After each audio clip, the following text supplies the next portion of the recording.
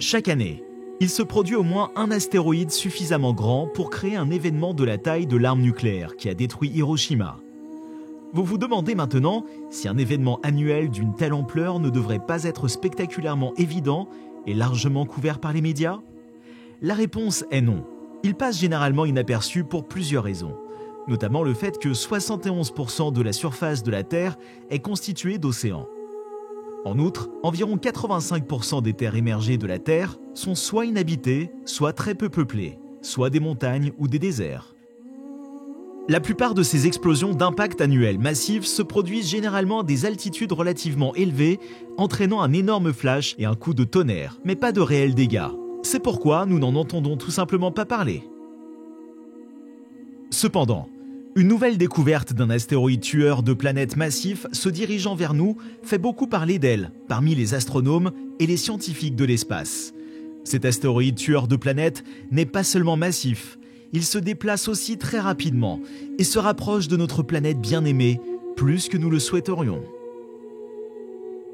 Restez à l'écoute, car vous devez vraiment apprendre la vérité sur ce nouvel astéroïde dangereux et sur ce qui est fait pour empêcher l'extinction massive ou partielle de la planète Terre.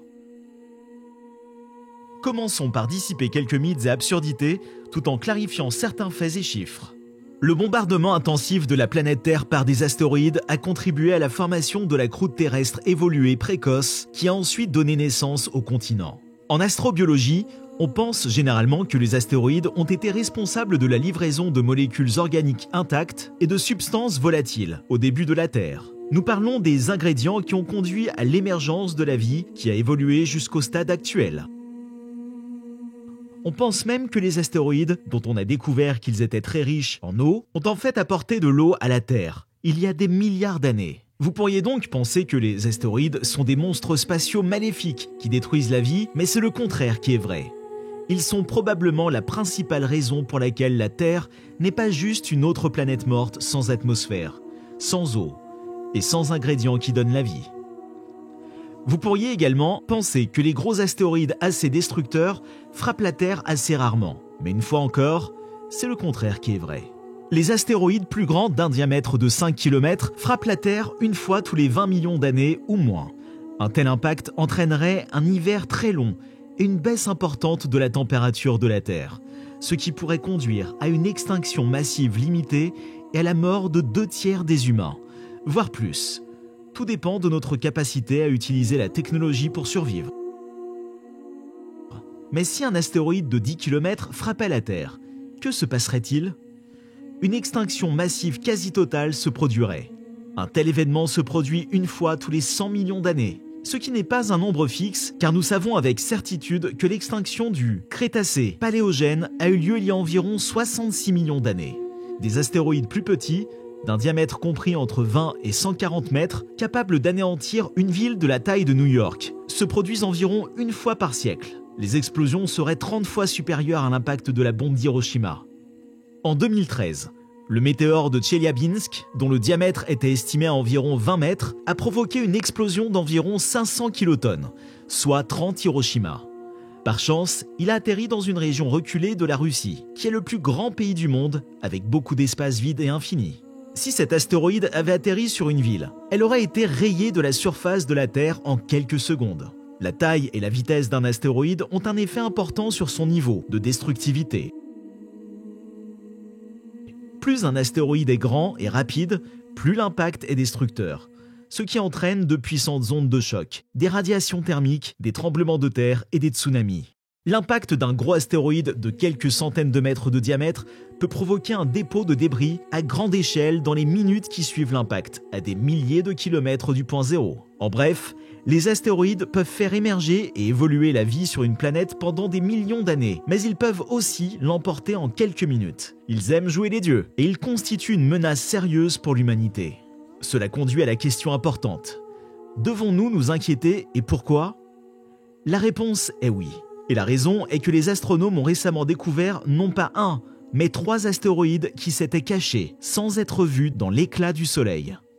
Ces astéroïdes sournois ont échappé d'une manière ou d'une autre à tous les télescopes que nous utilisons pour les suivre à la trace. L'éblouissement puissant du Soleil, a été accusé d'être à l'origine de ce fiasco. Mais le fait est que le ciel est plus immense que l'esprit ne peut l'appréhender et qu'il reste encore beaucoup à faire pour le couvrir dans ses moindres détails.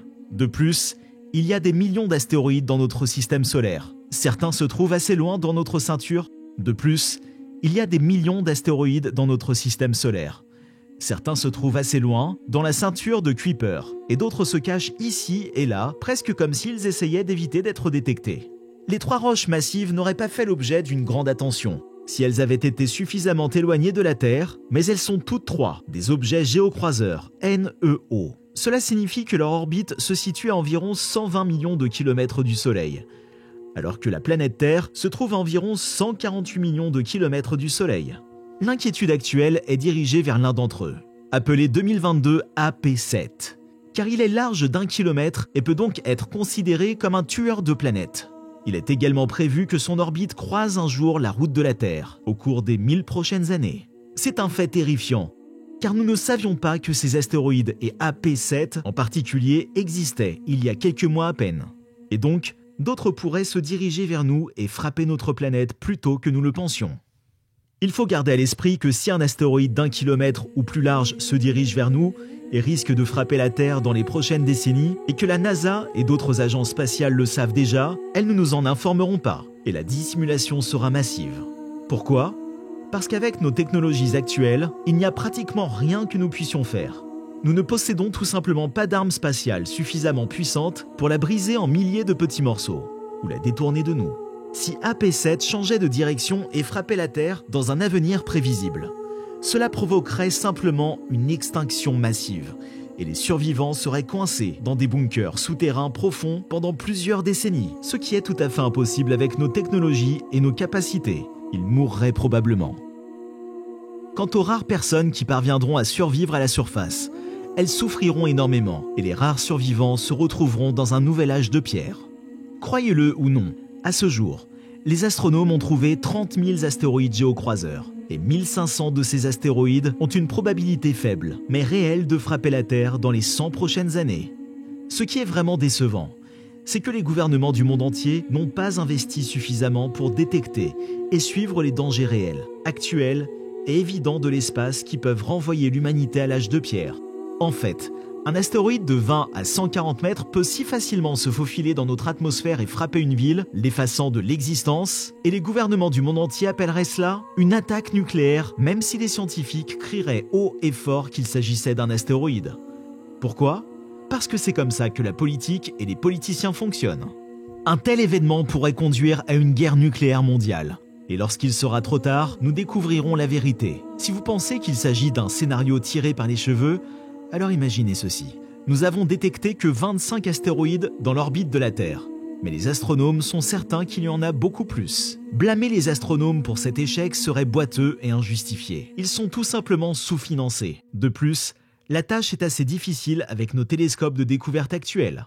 Beaucoup sous-estiment la difficulté d'un tel processus en raison de l'éblouissement du Soleil. Pour localiser les astéroïdes, il faut regarder près de l'horizon, où l'épaisseur de l'atmosphère terrestre déforme la vue, et croyez-le ou non, les astronomes ne disposent que de 2 fenêtres de 10 minutes par nuit pour rechercher des astéroïdes dans tout le système solaire interne. Au total, les astronomes connaissent environ 2000 astéroïdes potentiellement dangereux, dont le plus grand mesure environ 7 km de diamètre, qui peuvent un jour percuter la Terre. La menace est réelle et assez effrayante. La NASA a créé le Bureau de coordination de la défense planétaire, Planetary Defense Coordination Office, pour englober toutes les capacités nécessaires à la détection des impacts potentiels d'astéroïdes ou de comètes sur la Terre, puis à leur prévention ou à l'atténuation de leurs effets éventuels. Selon le Bureau de coordination de la défense planétaire, l'astéroïde Bennu tourne autour du Soleil tous les 1,2 ans et se rapproche de la Terre tous les 6 ans environ.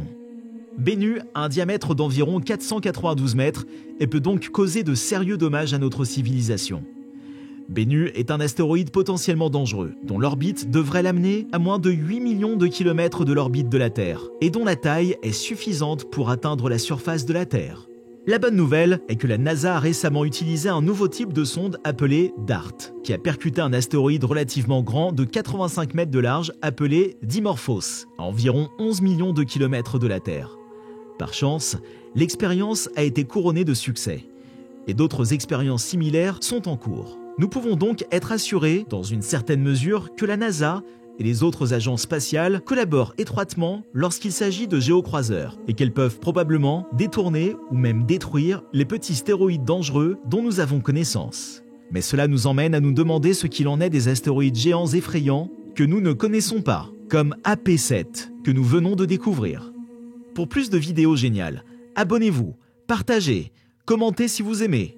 Et n'oubliez pas d'appuyer sur le bouton de notification parce que nous travaillons toujours pour vous apporter les meilleures, les plus précises et les plus géniales nouvelles spatiales et vidéos d'astronomie.